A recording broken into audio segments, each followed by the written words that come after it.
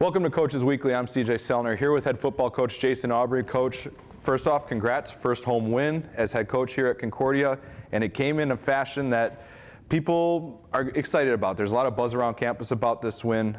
We're going to start off, we talked about him in the postgame, got talking about again, Lance Moise has one record, another one's on deck.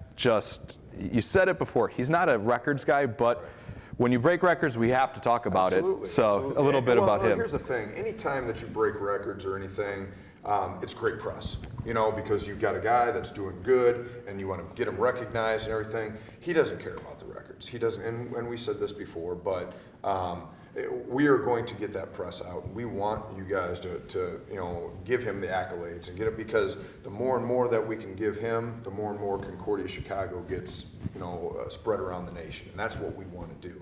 So anytime that Lance gets press, he knows that it's because of Concordia Chicago, and he'll be the first one to say it. And one group that we have to talk about that doesn't get any of the press nearly what Lance does is that offensive line. Absolutely. You have a senior heavy group that he's ran behind for 4 years. Right. They don't get the credit. Well, this is the opportunity really here. That is an unbelievably tight-knit group between that front five with Lance behind him. He doesn't do this without that group blocking and really getting out for him. These guys have put in the work. And when we talk about our offensive line, we're going to start with the first guy we talk about is our center, Justice Aurora. This kid makes all our checks, all our changes, everything at the line.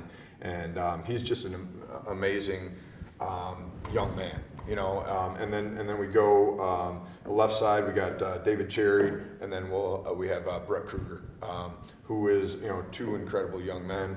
And then we go to the right. We've got Aaron Finkel, and then Reese Prokop.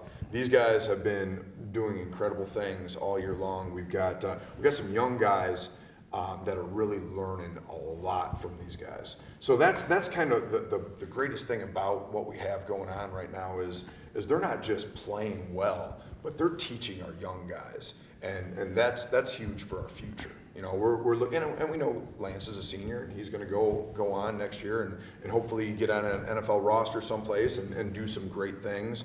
And once again, that'll be all great for Concordia Chicago, But we're also going to have a running back come in next year, take a spot, and now we need young guys to be able to fill those roles on the offensive line, not just the offensive line, but right. Running back and everything. So, our offensive line is where our strength is right now, and if we don't start talking, start there with them, we don't have anything. Another group that got going this week is your wide receivers. Passing game got going. Eric Hoff, Danas Pinillas get in the end zone. We talked about a little off camera that the play calling changed a little bit this week, and you guys got some of the quick passes going. Danas getting a huge screen for a touchdown. How much is that going to affect your offense when Lance isn't going to have to do it all? It's not on his shoulders 45 times a game. Sure. So one of the things that we talk about in our offense is a balanced offense. And when people talk about balanced offense, they think, 50% run, 50% pass. That's not what we look at. What we look at is how many people are touching the ball. We've got 5 extremely talented individuals out there that can touch the ball at any given time. We've got 4 receivers and we got a back. So are we a balanced offense? Are we getting it to Danas? Are we getting it to Samaj? Are we getting it to Eric Hoff? Are we getting it to Corey? Those are the things that we're trying to look at. And with Danas coming back for this game this week, he was a huge spark for us. And I think at that point when he took that screen, I don't even know how 65 yards or something like that. When he took that in, I think everybody at that point on our sideline said, we're going to win this game.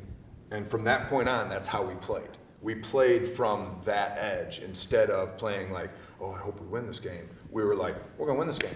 And we knew it, and we played with that confidence, and that was huge what Danas did there. Defense did its job as well. You talked about it earlier in the week that Lakeland was susceptible to making mistakes and turning the ball over. You guys turned them over 3 times.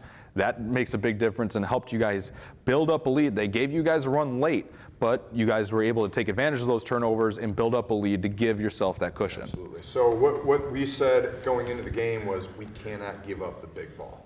And that's what we did. We took that away, and as we took that away, the quarterback was running around in the backfield, and then our guys got to them, which created the turnovers, and that we knew that they would make mistakes if we took away the big ball, and that's exactly what happened. Our guys made big plays, and it's always been said, you don't win championships without defense, and that is so true. We need to make sure that we continue to play well on defense.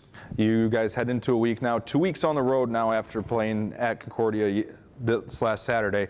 Aurora, who's kind of a lot of people are already penciling in as the conference champions, and then you head to Eureka the following week.